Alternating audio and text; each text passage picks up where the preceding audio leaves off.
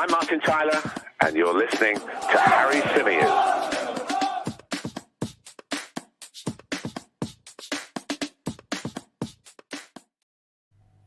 Hello and welcome back to the Chronicles of a Gooner, the Arsenal podcast, part of the 90 Min Football Network. It's the Canton and Symeou show. We are back for our weekly crossover podcast. Myself and the Gooner Talk TV's Tom Canton. Tom, welcome back, mate. How you doing? Yeah, not bad. Day off, so relatively chilled in comparison. But I mean, I've not got a car at the moment, so I had to walk to the shopping centre, which, you know, usually a 5-minute drive is now an hour walk, which is, you know, it does change the day a little bit. Don't you find though, like when you don't have a car, like you really appreciate them after that? Like I had a period, when was it? Maybe a few months ago, where we were sharing a car, and it was a nightmare. It was an absolute nightmare. Oh, we're going from 2 cars to 1 car, so you know this is going to be interesting to see how this goes. But it needed to happen because I mean my car was a nightmare, so I needed to get rid. But yeah, no, it's all good. It's all good. I guess it'll be okay when you have kids, Tom. That's when the car sharing thing will become a problem, because what your missus will do, and just a bit of pre-warning, is that she'll blackmail you when you want to take the car into saying, "But how am I going to get the kids here? What am I going to do if the kids need something, etc., etc." And so then the lesson is, don't have kids. Yeah, or make sure you got another car when you do, because you would be shocked by the amount of Ubers that I had to take when I'm sitting there, like sort of running a car as well. Mad. But it is what it is. Tom, this is a very, very last minute show. But we decided that we wanted to have a chat today. We managed to find the gap in the diary. And we want to talk a little bit about the performances against Chelsea and Man United. There's been a lot of positivity around Arsenal over the last few days, and rightly so, because we're right back in the hunt for a top 4 finish. We're back in pole position after Spurs' result at the weekend, and of course, our victory over Manchester United. But when I asked you what you wanted to talk about, you did mention that something about those 2 games has been bugging you. So the floor is yours. Go ahead and sort of kick us off. Yeah, I mean, people say I'm one of the most optimistic Arsenal fans out there, and I don't shy away from that tag at all.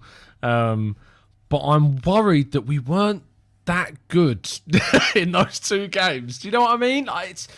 We scored 7 goals, and you know, I thought the United game was probably our worst defensive performance besides the 5-0 City game. And offensively, I know we created some good things, but you know, I just feel like both of those games could have gone so easily the other way. And you know, it's those 2 wins were huge, and they've really built up my, you know, confidence in a way. But it's just bugging me that, you know, we've got this game against West Ham, and I don't want to get my optimism up too much, because I'm concerned that those 2 results, you know, whilst they were amazing, they weren't necessarily encouraging. Does that make sense? Yeah, the results were what we wanted, but the performances weren't, I think.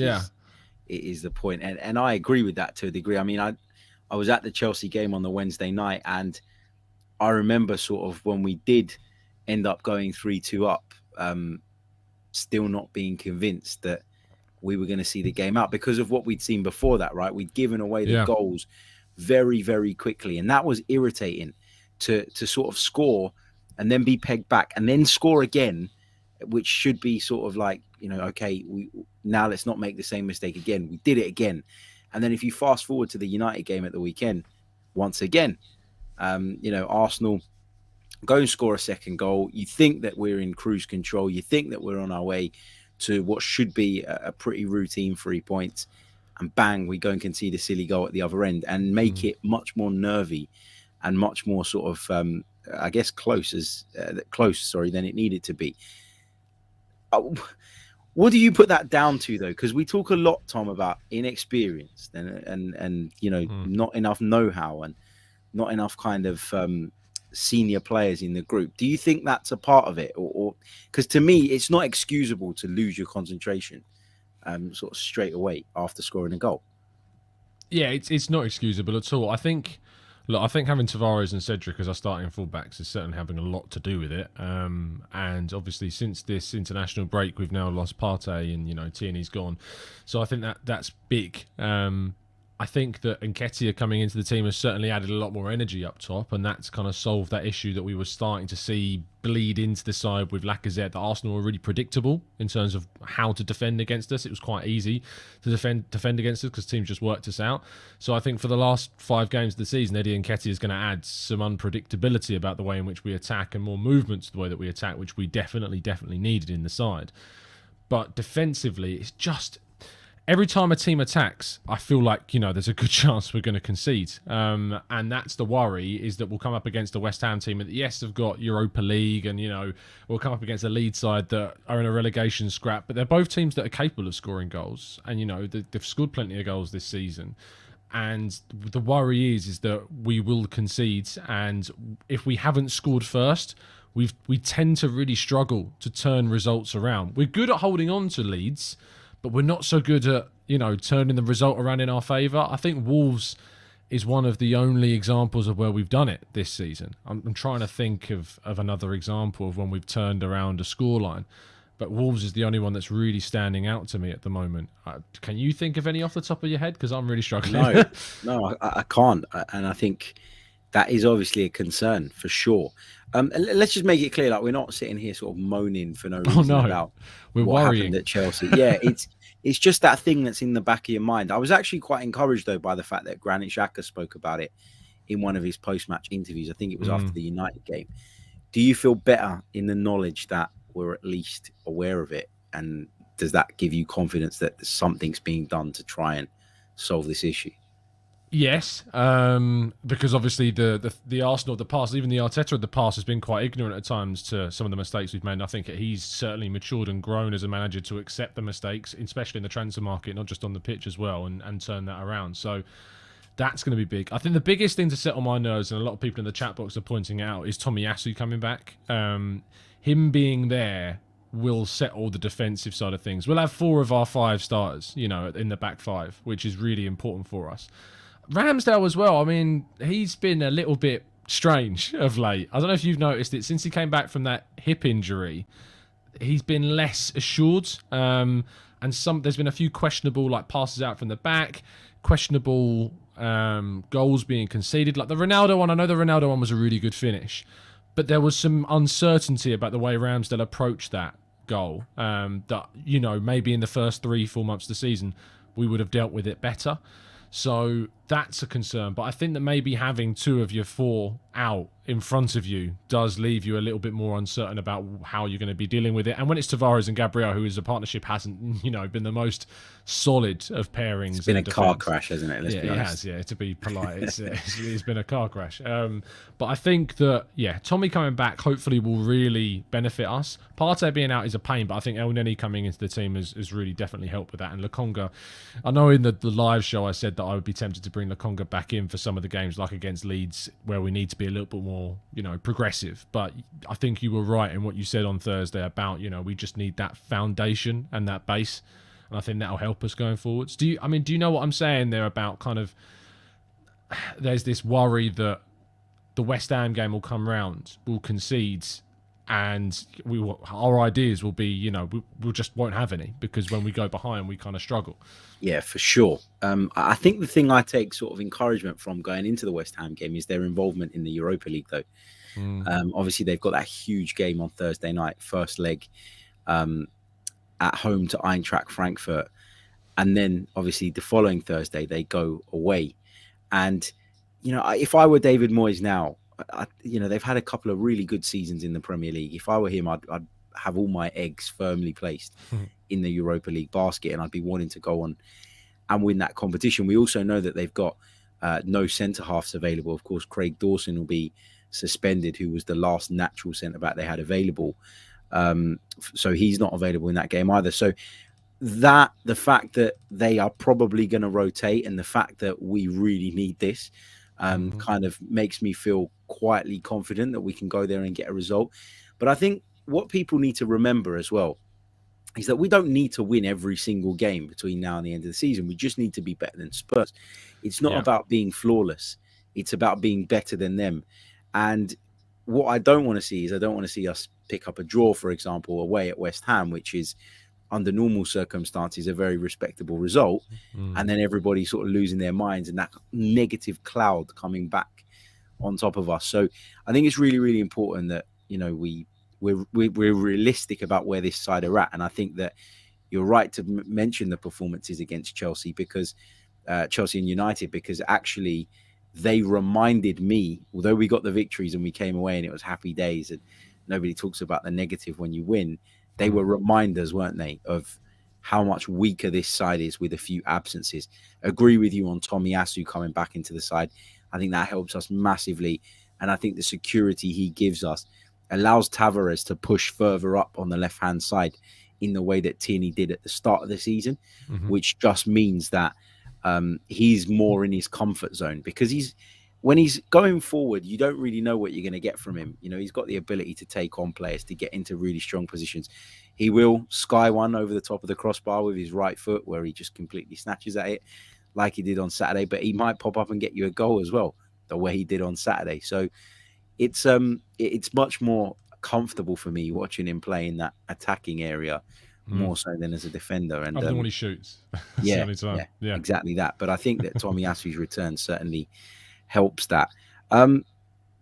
What have you made of the whole Eddie Nketiah thing? Because I've seen a lot of Arsenal fans on social media sort of since he followed up the performance at Chelsea with a decent performance against United. It wasn't amazing, but he still worked well. I thought he got into some good positions.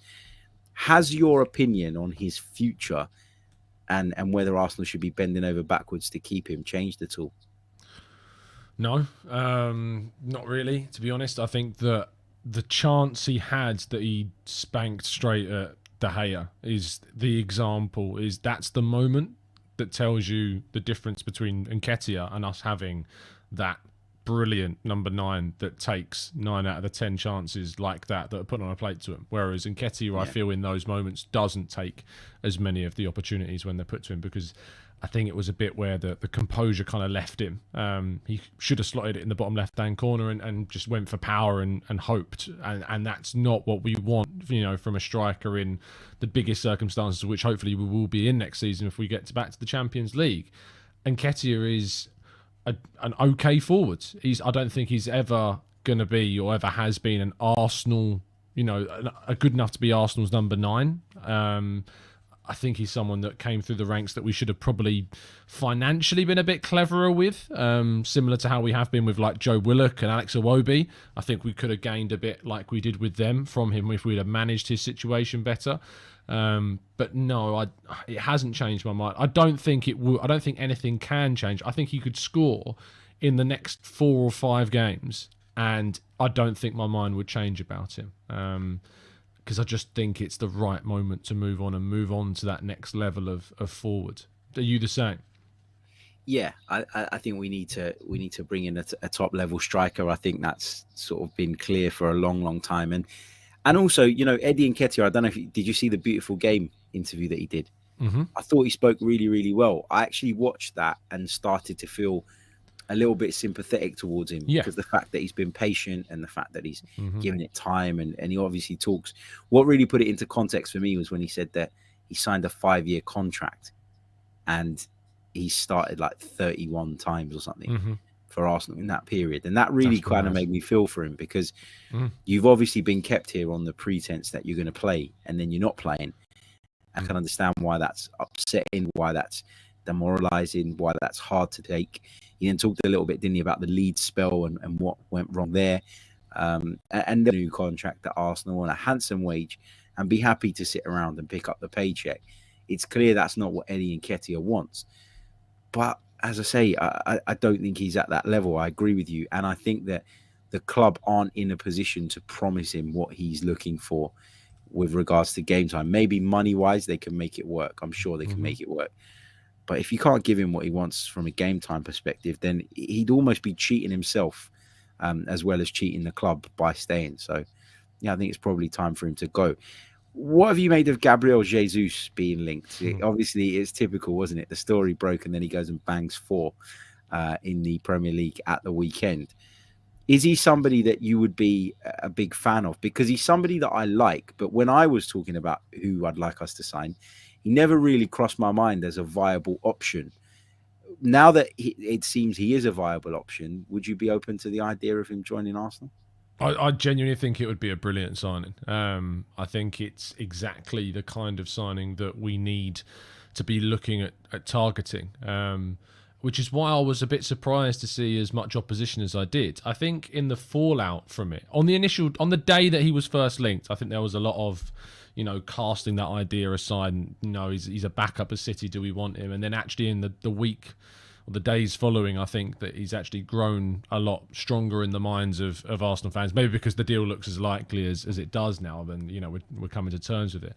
But Arsenal need to be looking at players, and I always say to this, the category to sign for Arsenal needs to be a player that would challenge for a place in Liverpool and City's team. A starting player for Arsenal from this point forwards needs to be a player that would challenge in the City and Liverpool teams if we want to close the gap. That has to be the way in which we categorise a player being good enough to sign for Arsenal right now in the context of where they are. If obviously they're a young player, it's different. But, a player we're looking to sign and start for this team week in, week out, which I believe Jesus would, that he's good enough. If you're the guy that's leaving because the person that's replacing you is Erling Haaland, it sounds like a really lazy comparison because it doesn't take into account anything to do with player quality. But the only reason that Pep Guardiola is open to Jesus leaving is because that Haaland is coming in. I believe if it was any other forwards, he would be looking to keep hold of him because he really likes him. He really likes Jesus. And the issue for Jesus and the issue for City is that I think they know he wants to play more regularly. And if Haaland comes in, they aren't going to rotate Haaland like they rotate every other player. He will play every single game unless he's injured or if they need to rest him. He will play pretty much every single game.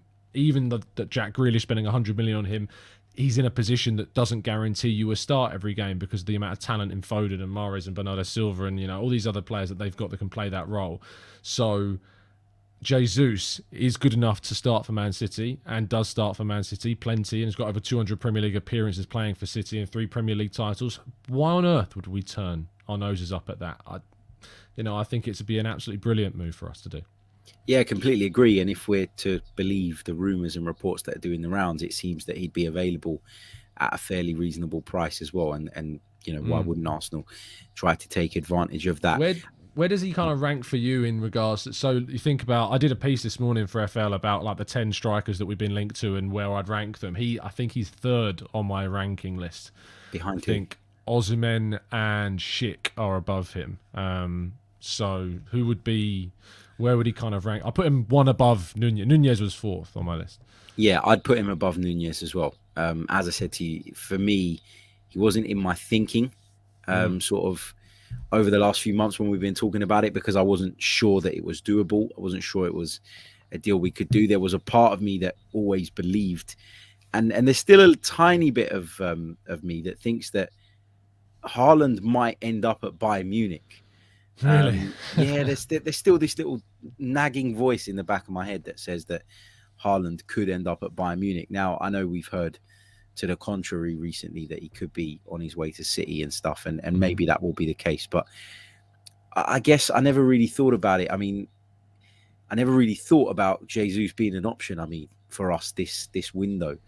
Now that he is, then yeah, he for me, he slots in there above Darwin Nunez because he's got a proven track record here, which I always say isn't the be all and end all, but it is a thing, and it's something that you should consider. I don't know that I would put Osimhen ahead of him. And the reason is, and we were having a conversation about this earlier on a show that we did, I feel like there are a lot of players in the Serie A whose value is sort of overblown because of how they are physically. Now, that can be size, that can be power, that can be pace, whatever. But I think in a league where the physical side of the game is lacking a little bit, and it is in comparison to the Premier League, I think that we look at some of these players and we think they're world beaters here because they're quicker, because they're stronger, because they've got that ability to get in behind and run into channels and get onto loose balls. And I think when they come to the Premier League, all of a sudden, that is leveled out, and it's no longer as much of an advantage as it was in the Serie A, for example. And I do feel like that's the case with Osimhen to a degree. Like, I do like him, and I do think he's a good striker, and it would be disingenuous of me to ignore all the other qualities that he has. But I don't know that he stands out as much in the Premier League. And I think we've spoken about this before. I don't believe that Aurelio De Laurentiis would allow that deal to happen without taking a huge sum of money, which for me just doesn't feel worth it. Yeah, I see what you're saying. The argument back would be that he came from Liga, which characteristically is a very physical league, and he was getting into double figures at 20 years of age for Lille. So, I think there is a counter argument, but I take what you're saying. The reason why I put him ahead of Jesus is because he's more of the natural number 9 for me. Like, Jesus, I look at as someone who can play number 9, but not as your stereotypical player. And actually, I think that if I think of the two, like, you could get both of them and they would contrast quite nicely, because, whilst Jesus is a lot more creative, can dip into the space like Lacazette does, can, skew wide at times and create and do those drag backs, get on the end of passes. Osimhen, as you know, is someone who's more of your natural number 9, plays off the last defender, can get played in behind and is brilliant at doing that, but also, good movement in the box, a good poacher of a finisher as well when he needs to be, and has got more physical presence as well than Jesus does. He's not, amazing aerially, but I think it's part of his game that he can improve on, and certainly an area that is better than what we currently have with what he can bring to the team. So I think both of them as a tandem would be a really good couple of signings. But yeah, he's going to cost easily like 80 odd million euros if we want to sign him. So Jesus, for which I find shocking, 30 million euros is being the touted figure, I think is such a bargain. And apparently they don't even want it all up front, which is, another huge bonus too. Arteta's connections, man. Arteta's connections. There you go. Do you think that's one of the reasons that makes it another attractive bit of business? Because he's praised Arteta in the past as well for, being so good from a coaching point of view. Yeah, I do think it helps. And I think that at a time where we've spoken so much, haven't we, about culture, about the need. Can't get rid of him, listeners. We talk about these things over and over again, and I think that it's clear in the recruitment that we did last summer that it wasn't just about ability. It was about mentality. It was about attitude. It was about bringing people in that were really engaged and that were going to be really engaged and that were going to help you achieve the objectives. And I think that in Gabriel Jesus, Mikel Arteta, if you look at it the other way around, so obviously the positive is that Jesus knows Arteta, knows what he's like to work with and may be attracted by that proposition. But if you flip it the other way around, Arteta knows exactly what he's about, knows whether he'd be a good character into the squad, knows that he's a good trainer, knows that he works hard, and knows all of his qualities, and probably is in a place where he won't need to spend time watching him on the training ground, trying to figure him out and figure out how he can best slot into what we already have. He'll be someone who he knows already.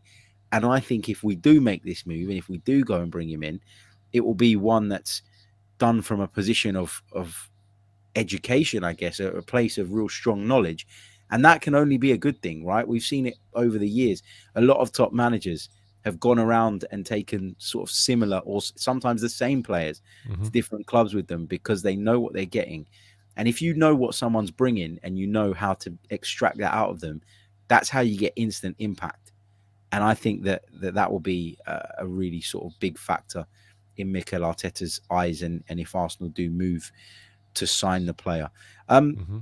You're not buying into the whole Odegaard's comments around Haaland then? No, I'm not. No. But there has been a lot of that today. Alison Bender did the interview, she used to work with us at 101 Great Goals, and she I watched her video that she put up on, I think it was LinkedIn, that I watched, and you can see her asking the question about, I know that how words can be twisted and stuff, and I don't want to put this to you and things like that. And he was just making a quip, he was just making a joke. That's all it was. But obviously, everyone's jumped in the bandwagon because all we've been saying is, Odegaard could, have a word in his ear. What I would say is that, I've always said if we get Champions League football, we should absolutely activate the release clause, and just throw our hat into the ring. There's nothing wrong with us doing that. If we don't get him, it's not the end of the world. You know, there are other players, and he is one of those players that you imagine that will be sorted out very early on during the window. So, yeah, I don't see why there's no point in us not trying. But I also think that people sometimes underestimate how long it takes to do transfers. And the Jesus situation has been bubbling away since November, we found out recently. They've been having, representatives have been having discussions with Jesus since November about a move to Arsenal. It takes so much groundwork to do these deals. And when we get when journalists hear the little things and we get the exclusives and we put them out, and you see Charles or Chris, Wheatley and Watts, of course, put out their stuff and drop something. The information they will get is when the agent or the source at the club that they have is comfortable with that information, being a little bit more public about that. Sometimes it helps speed the processes along. Sometimes it helps with, pressurizing the players or the clubs to, making their mind up and get kind of things across the line. That's why information does get out. So I would give this a 9 out of 10 in terms of likelihood of happening at this stage, because it's got all the hallmarks of a deal that I think will happen. It's only going to now be between the clubs. From what we've heard, it sounds like Jesus is, absolutely sold on coming to Arsenal. So it's just going to be on sorting out the fee with Man City and the structure. Yeah, for sure.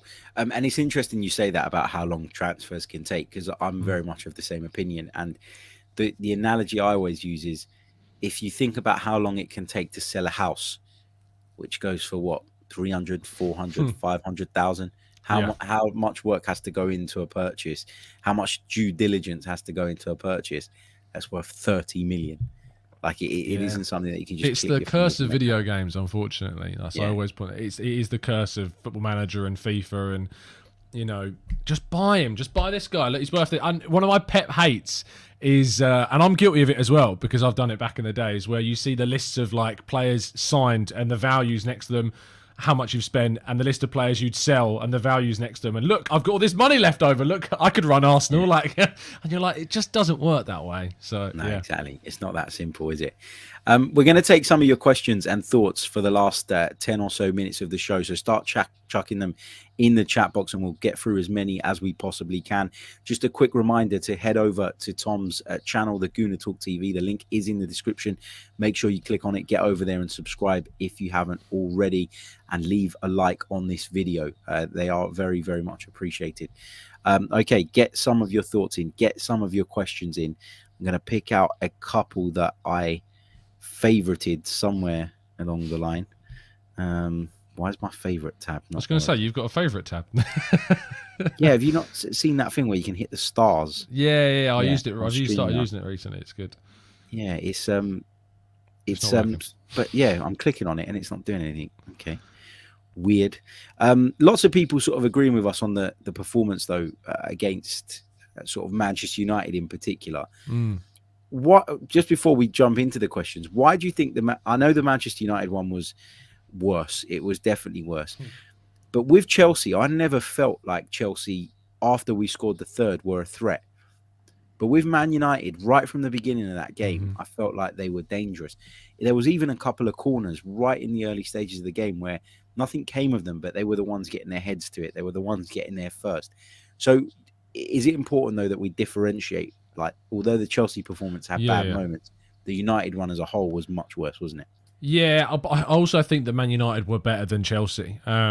So, I think that there's that involved in the context of the two games as well. And Ronaldo being up top for them is always going to be a threat, whereas Chelsea's striker situation is a nightmare. And they started with Lukaku, of course, who's been, so bad this season.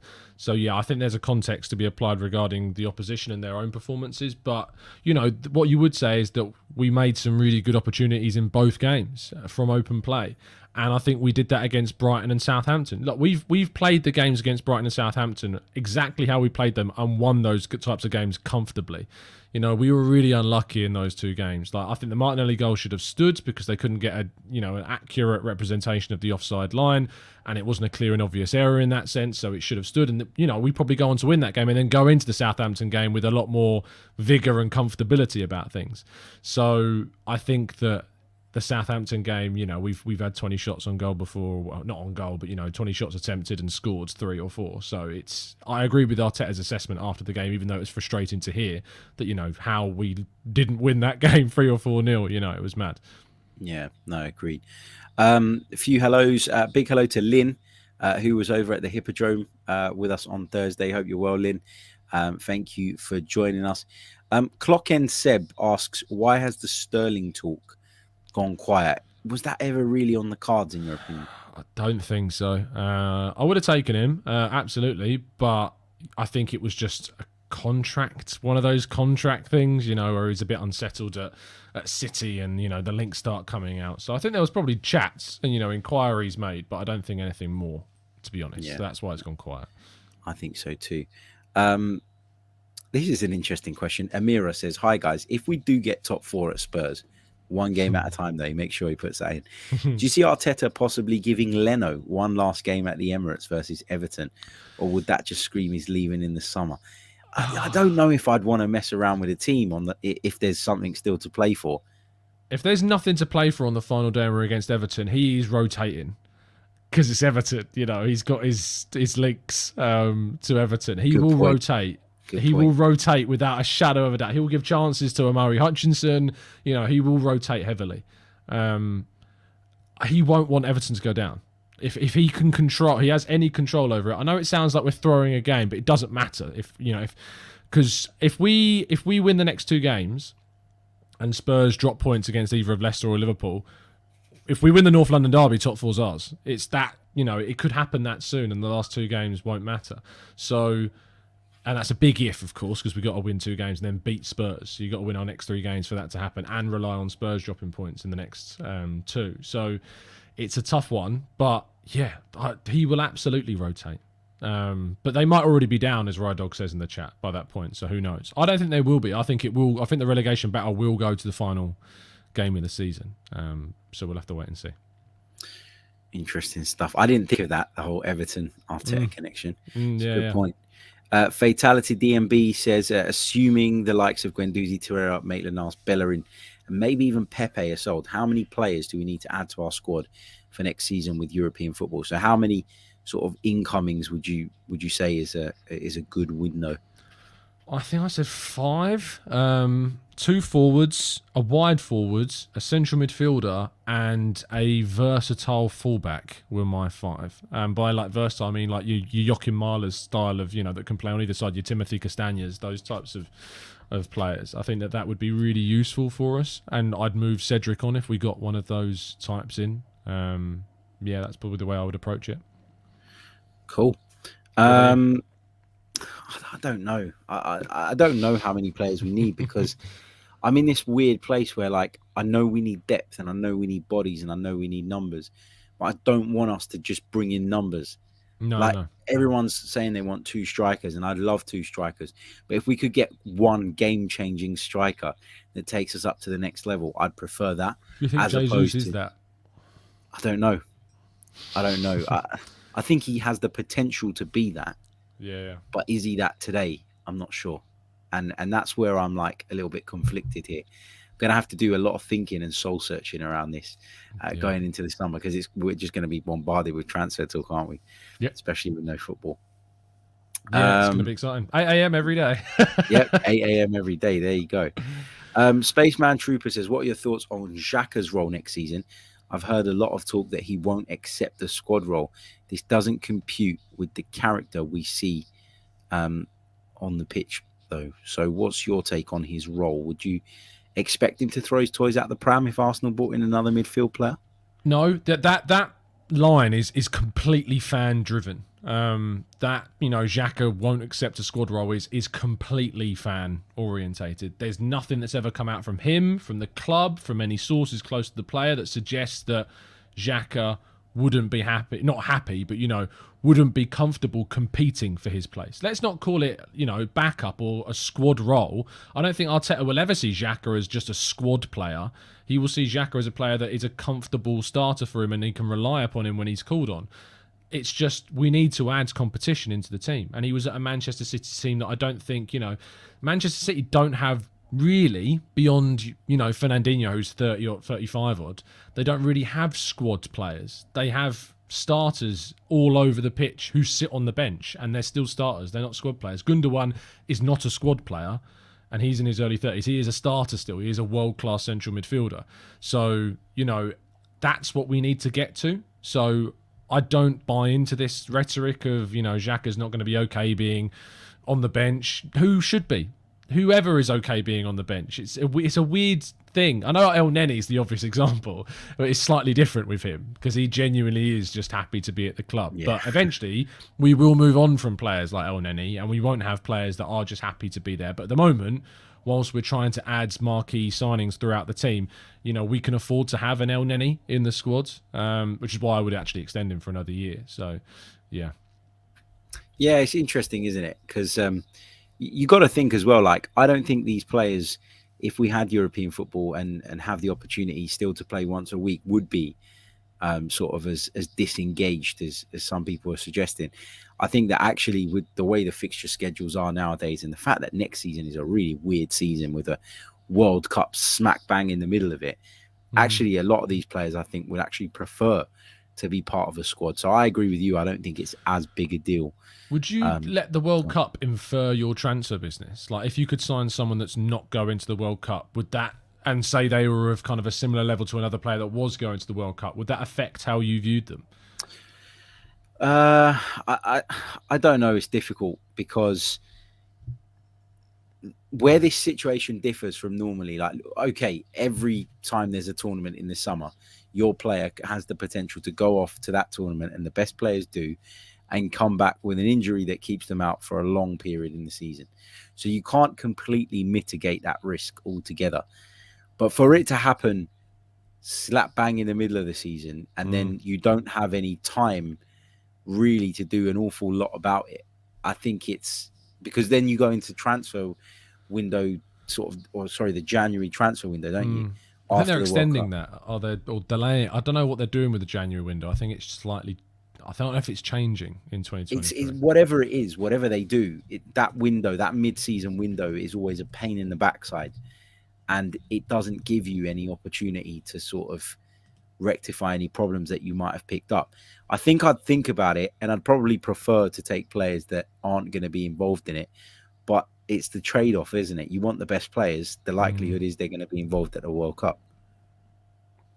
Yeah, it's not like the AFCON where obviously that takes place and the club season's continuing on. Yeah, obviously everything's stopping, so maybe it would, but there's the chance of injury and, you know, the players coming back fatigued. So I don't know if it was between who are the African teams that have qualified? Have Nigeria qualified for the World Cup? No, Ghana beat them, didn't they? Yeah, they did. Yeah. So if it was, I mean, Osimhen, for instance, you know, isn't going to be going. If it was then between him and Nunez, who I think Uruguay have qualified, have they not? So that might affect how people think about it. So yeah. Interesting. We'll take this one. Final question from Seb. Can you see the likes of Patino, Hutchinson, etc., being given a chance next season, or have they been there to make up the numbers with no real belief they're ready to do a job? I think Hutchinson, if he stays, because we've actually got to sign to a new contract if we want him to stay. I think he expires at the end of the season. I think he does. Either that or it's next season. But he's only got like a year or less on his contract. So if he stays, I think he'll go out on loan. I think he'll be one of those that goes out on loan. I think he's one of those that would go out abroad, though. I don't see him as like a lower league English league type player. I see him as, like, you know, going to the Eredivisie or the Bundesliga. That's where I see Hutchinson going if he does. I don't see him really fitting in at a lower league English club. Patino, I think, will be gradually integrated into the squads. We'll certainly be seeing him play League Cup games with the senior team a lot more often. But yeah, I'm not sure. I think that now if we get Champions League football, you know, those chances for those youngsters become so much less. Pre-season will be huge for them, and, you know, put in their audition, basically. What do you think? I don't really know. I don't really know an awful lot about the level of those players at this moment in time. I've got to be honest, I'm really bad at sort of keeping across how those players are performing at youth level. And obviously the fact that they've been involved in match day squads of late has obviously limited them their sort of exposure to that football. So it's a bit of a difficult situation to assess, because you want them involved with the first team, you want them on the bench here and there, but then that takes them away from their actual bread and butter, which is playing football sort of in the lower age groups week in, week out. So it's really difficult to get an assessment on them. What I will say is that I looked at Patino in that game at Nottingham Forest, and I just didn't feel like it was a difficult game. It was under difficult circumstances, and I'm not going to sort of penalise him for that, but he just didn't look ready to me. That wasn't the Patino I'd watched a lot of in the under-23s. He was very different. He was very exposed. Yeah, it wasn't. I don't think you should look at that performance as as what you'd expect from him. He's like, watch the highlights of the game for the Man United under-23s. I think they've gone up. I think someone put a compilation of him against Man United for the under-23s. That shows you kind of how good he is. Yeah, and it's not that like I saw that and thought, oh, this guy's instantly a bad player, but it just gave me a bit of a sort of grounding in terms of, well, he's probably still not ready for this level yet. Doesn't mean he's not got lots of quality, but maybe a Carabao Cup appearance here and there next season, depending on who we draw, depending on how the sort of competition pans out. But anything more than that at the moment, I don't think he's ready for. And I don't think that people talk about throwing players in at the deep end. I actually think that sometimes you can do that too soon and it can be counterproductive, because not everybody's got the sort of head strength, if you like, to go into a game, be really, really sort of out of your depth, and then bounce back from that and take the learns away from it. So let's see. We're going to leave it there, Tom, just because we're running short of time. But it's been great chatting as always. Just remind people again how they can find your channel, how they can keep across all the brilliant work you do over at Football London. Thanks, mate. Yeah, always a pleasure. You can find me at the Gooner Talk. Just type it in on YouTube, it will come up. And we do a show every morning at 8 a.m. And if you want to check out the written work, we do it at football.london with some recognisable faces like Chris Wheatley and Kaya Karnak. So do go and check out our stuff over there. And the Arsenal Way, of course, too, which is our video content channel as well. Brilliant stuff. Make sure you do get over there and check it all out. Make sure you're subscribed to this channel. Make sure you're subscribed to the Gooner Talk TV. The link is in the description. And leave a like on the video. We'll be back very, very soon with more Arsenal and football related content. Until next time, take care. Goodbye. I'm Martin Tyler, and you're listening to Harry Symeou.